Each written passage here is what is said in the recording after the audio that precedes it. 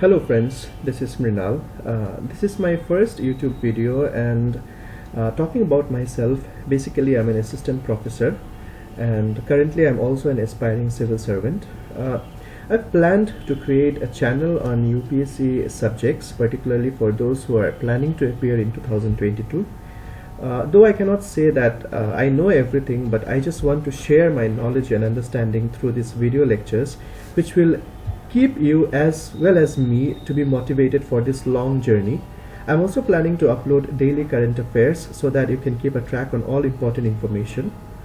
And if you like this video, kindly like and subscribe my channel for more upcoming videos. Today I have planned to start up with geography from the book Certificate Physical and Human Geography by GC Leong. I'll be explaining it chapter wise and will also upload the PDF for your reference. So yeah, let's get started.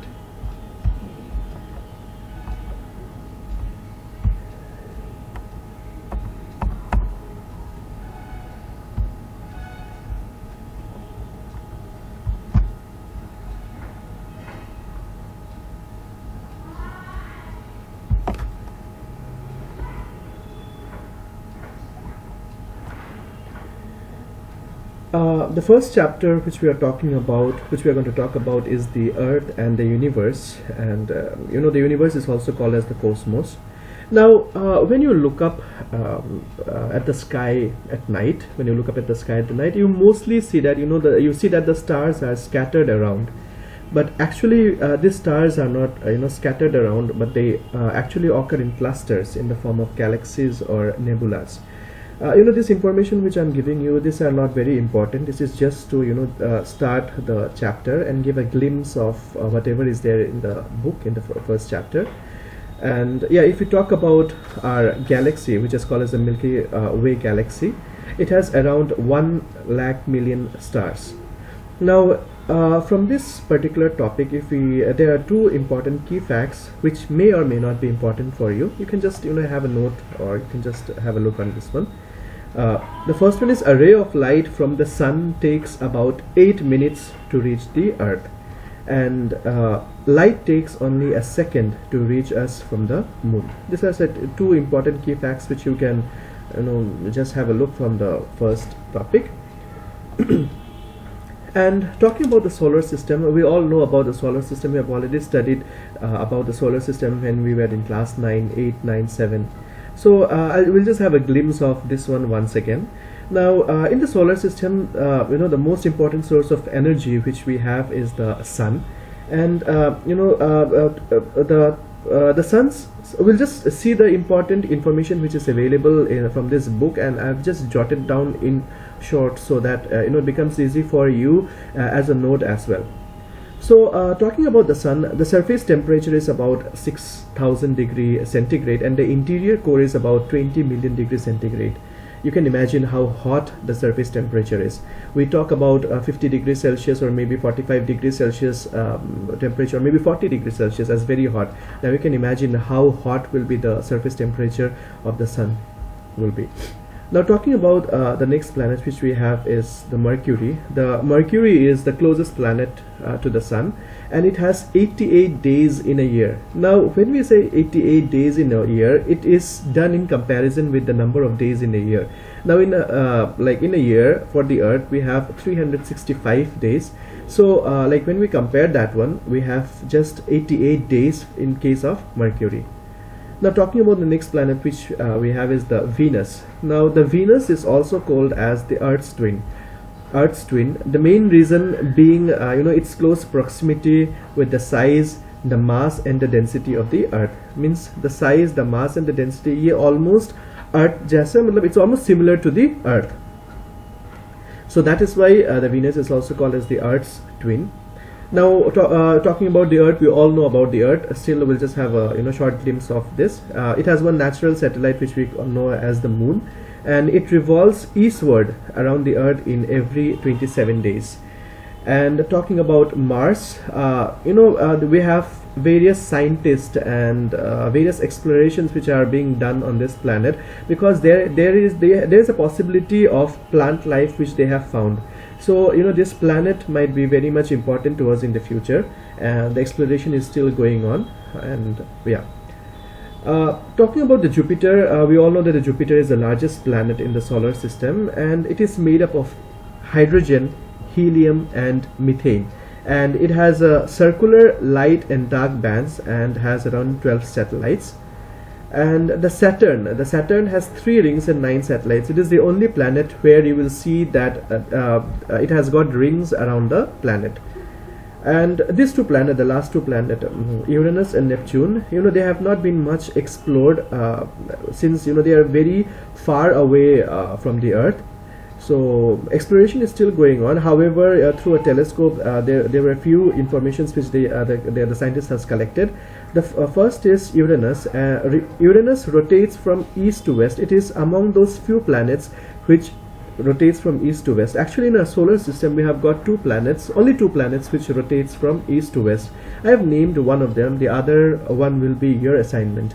So this is one of the planet which rotates from east to west, and it has got 5 satellites.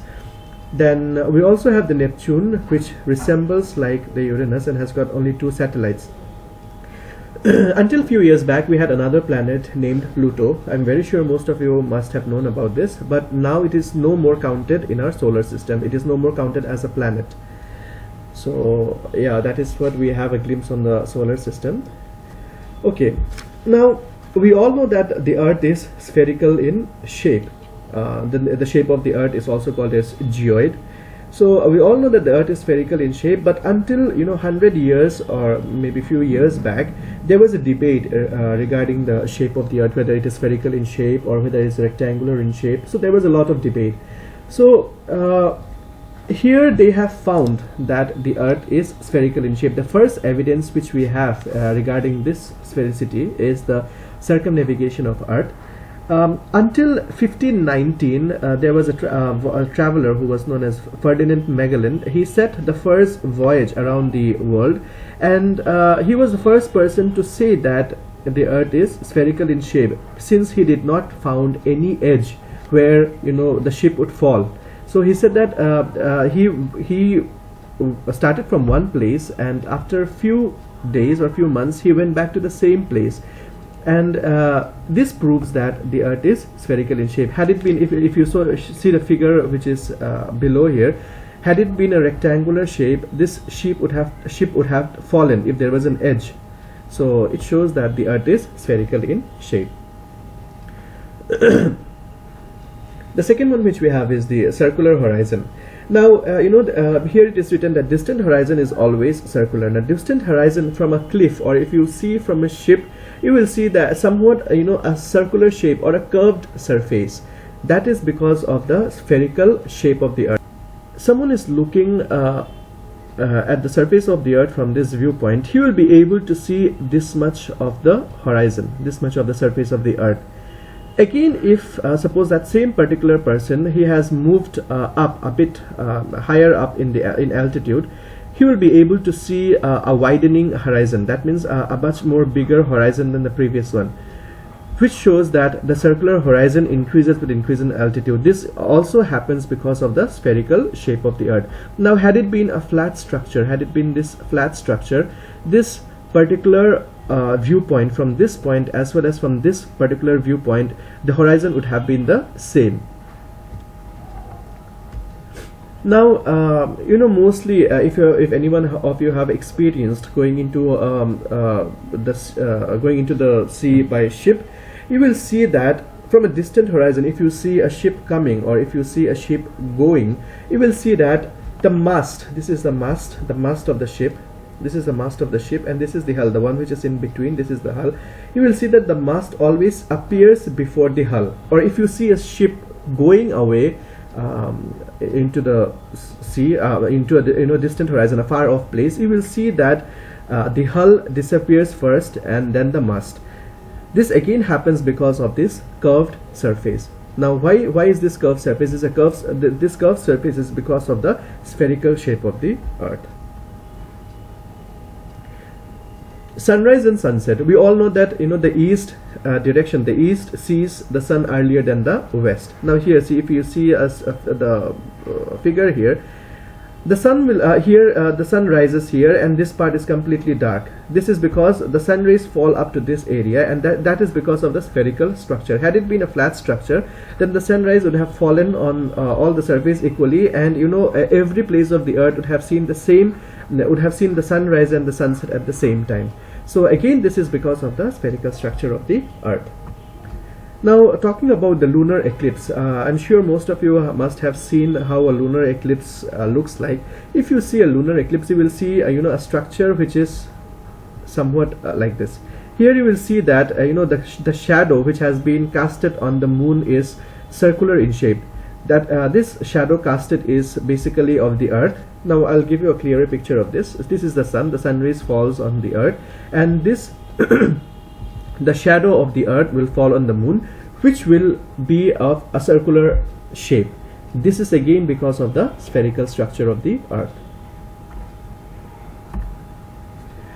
Now, if you talk about the planetary bodies, talking about any of the other planets, Mars, Jupiter, Mercury, any of the planets, or maybe the stars, it is all spherical in shape. So there can be no exception that the earth has a different shape. It has to be a spherical in shape as well, because all the other planetary bodies are spherical in structure.